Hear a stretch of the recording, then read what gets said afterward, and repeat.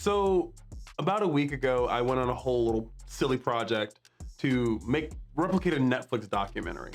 And it was the biggest production I've done at that point. And I really like how it came out. I was really proud of it. But in the process of making it and in all of that ambition, I think I forgot some of the most important parts of filmmaking, of cinematography, of lighting. And I think there's an important lesson to that. I think I got really focused on the dynamic nature of the lighting and everything else as opposed to the core critical part, which is lighting the subject. I don't like how I was lit in that. And I think I can do that better. Rather, I know I can do it better right now. And that's what we're doing. I am excited to share that you're a part of an experiment. I'm excited to talk about my passions and certainly about those mistakes, because that's how we all learn. If I tell you what I learned, maybe you know something better, different, and you can help me out more later, now, who knows? I guess I should tell you about myself, or rather, why this whole pursuit is so important to me. Once upon a time, I died. That's a thing. I was caught in a riptide when I was 5 years old at Buckrow Beach, and that was, as you could imagine, probably really scary. I don't really remember much of it because I was in a coma and I was 5, but the doctor said I wouldn't live, and if I did, I wouldn't live a normal life. Well, shows what they know. They know a lot, but miracles happen. I mean, I woke up asking my mom if she wanted to know what heaven looked like. Not sure what that is because I was 5, so there's that. But yeah, I believed, and I still do, that my story wasn't done. And by some leaps in logic, I guess, I figured that so many stories go untold, and they should be told, and they should be shared, and we should know about a lot more. I've always believed in the power of storytelling. It is so critical, so crucial. When we tell stories, we share parts of ourselves that we don't share with anyone else. We share parts of ourselves that we can only share in that context, in that manner, by way of storytelling. It's our oldest human art. And I think the way that's evolved over years is so special and incredible. I think the way we tell stories, the magic tricks we pull off to enchant people, to bring them along, to catch them in the whimsy is, I mean, it's so cool. That's kind of what it is. It's really cool.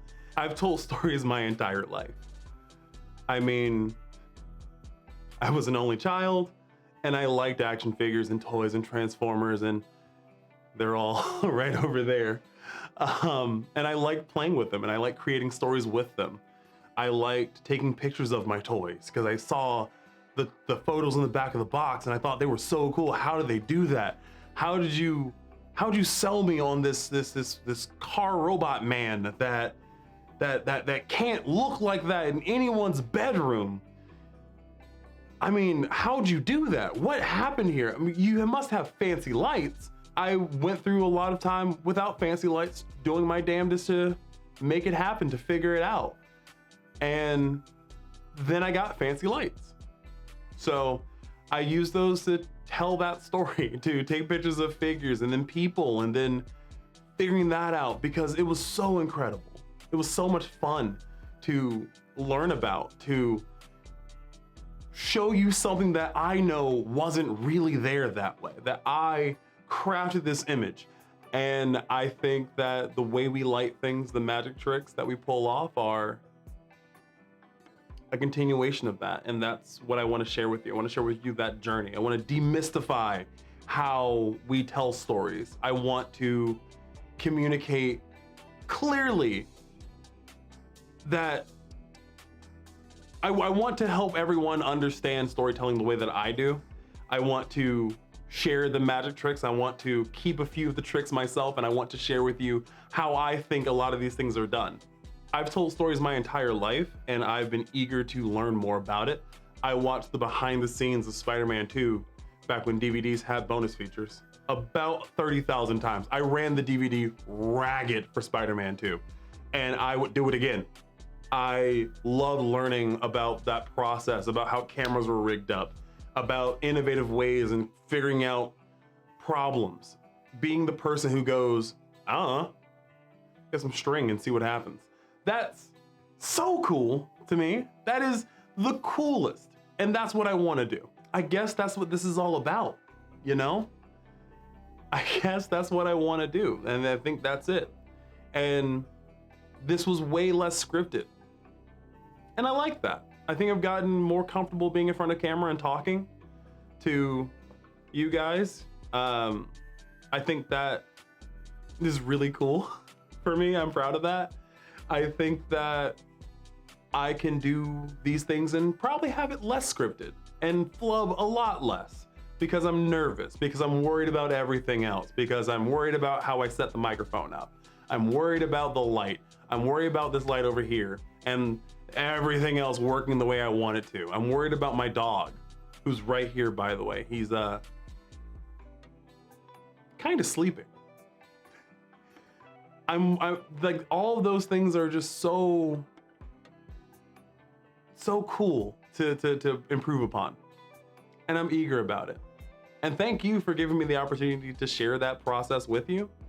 I don't really have many aspirations for YouTube to become this big multi-million, multi-thousand, tens of thousands of subscribers and people who watch this whole thing because and be a YouTuber.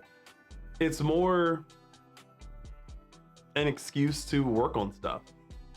I resolved, and at the end of 2024, to make new videos, make a video every week. And so far I've held to that, and I want to do that more. But until next time, I've been Washy, and with any luck, I'll keep being Washy. Make sure you drink your water, eat your food, and tell your friends you love them, because it can go a long way. Bye.